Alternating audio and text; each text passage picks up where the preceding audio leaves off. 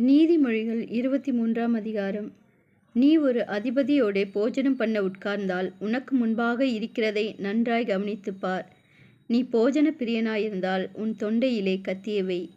அவனுடைய ருசியுள்ள பதார்த்தங்களை இச்சியாதே, அவைகள் கள்ள போஜனமாமே. ஐஸ்வர்யவானாக வேண்டும் என்று பிரயாசப்படாதே, சுய புத்தியை சாராதே. இல்லாமற் போகும் பொருள் மேல் உன் கண்களை பறக்க விடுவானேன்? அது கழுகை போல சிறகுகளை தனக்கு உண்டு பண்ணி கொண்டு ஆகாய மார்க்கமாய் பறந்து போம்.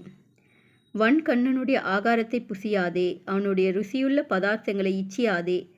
அவன் இருதயத்தின் நினைவு எப்படியோ அப்படியே அவன் இருக்கிறான். புசியும் பானம் பண்ணும் என்று அவன் உன்னோடே சொன்னாலும் அவன் இருதயம் உன்னோடே இராது. நீ புசித்த துணிக்கையை வாந்தி பண்ணி உன் இனிய சொற்களை இழந்து போவாய்.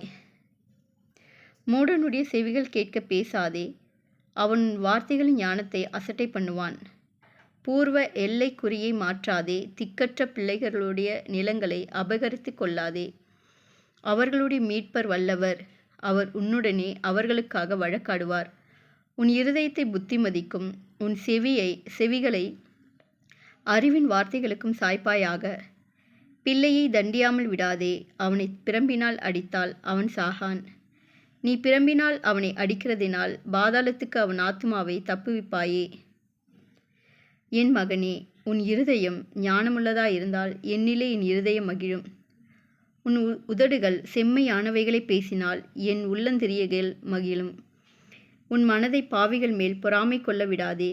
நீ நாடோறும் கர்த்தரை பற்றும் பயத்தோடு இரு. நிச்சயமாகவே முடிவு உண்டு, உன் நம்பிக்கை வீண் போகாது.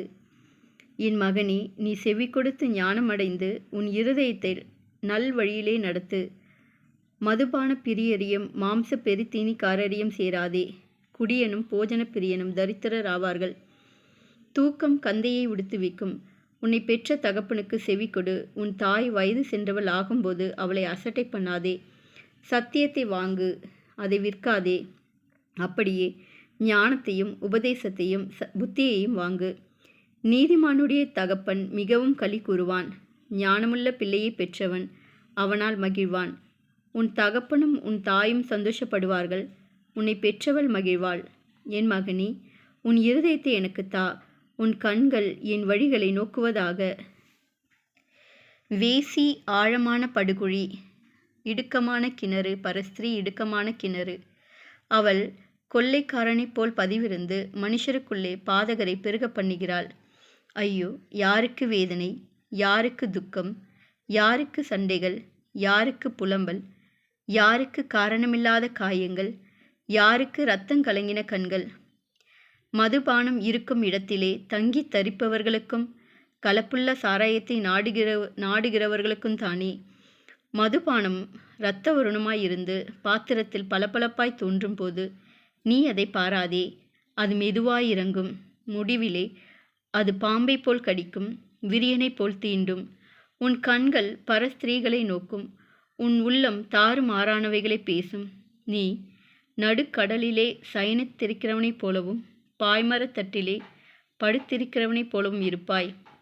என்னை அடித்தார்கள், எனக்கு நோகவில்லை. என்னை அறைந்தார்கள், எனக்கு சுரணை இல்லை. நான் அதை பின்னும் தொடர்ந்து தேட எப்பொழுதும் விழிப்பேன் என்பாய். ஆமேன்.